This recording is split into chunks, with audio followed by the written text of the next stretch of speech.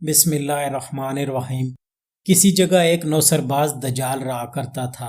لوگوں کو اپنے ارد گرد جمع کرنا اس کا بائیں ہاتھ کا کھیل اور انہیں عجیب و غریب سودا بیچنا اس کا کمال تھا۔ ایک بار تو اس کے سودے نے ایسا رواج پکڑا کہ اس کے وارے نیارے ہو گئے۔ ایک بار کسی دانا کا اس کے شہر سے گزر ہوا۔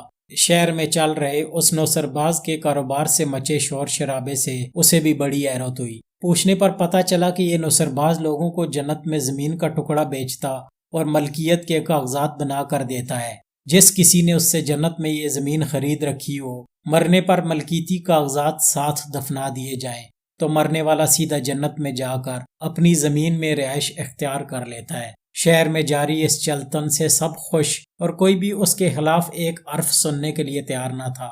یہ شخص سمجھاتا تو کسے سمجھاتا کہ جو اس سے جنت میں ٹکڑا خریدتا ہے دراصل اپنی بربادی خریدتا اور اپنی عاقبت خراب کرتا ہے۔ کچھ کرنے کی لگن میں اس آدمی نے ایک حل سوچا اور اس نوسرباز کے پاس جا پہنچا اور پوچھا، جنت کا ایک ٹکڑا کتنے کا ہے؟ دجال نے کہا، بہت ہی سستا، بس 100 دینار کا۔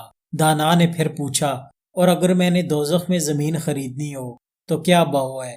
نوسرباز اس انوکھے سوال پر بہت حیران ہوا اور کہا، کوئی مول نہیں، مفت میں لے لو۔ دانا نے کہا، نہیں، میں اسے پیسوں سے خریدنا چاہتا ہوں اور اس کے ملکیتی کاغذ بھی چاہتا ہوں۔ نوسرباز نے کہا، اچھا تو میں تمہیں 1/4 دوزخ 100 دینار کی دیتا ہوں، جو کہ جنت میں فقط ایک ٹکڑے کی قیمت ہے۔ دانا نے پوچھا، اور اگر میں پوری جہنم خریدنا چاہوں تو کتنے کی دو گے؟ نوسرباز نے کہا، لائیے 400 دینار اور پوری جہنم لے لیجئے، اور میں اس کے ملکیتی کاغذ بھی بنا دیتا ہوں آپ کو۔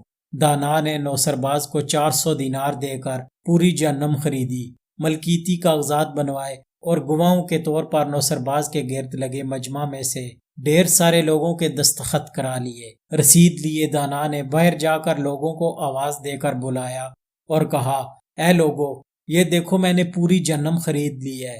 اب میں کسی کو بھی اس جہنم میں سے حصہ نہیں دوں گا اور نہ ہی کسی کو جہنم میں بسنے کی اجازت دوں گا۔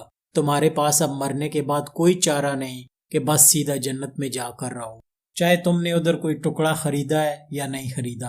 نوسرباز کے گرد لگے جمگھٹے نے جب یہ ماجرا دیکھا، انہیں تو دوزخ سے مفت میں ہی نجات مل گئی ہے، تو اسے چھوڑ کر جانے لگے کہ اب جنت خریدنے کا کیا فائدہ جب دوزخ کا ہی سدباب ہو چکا۔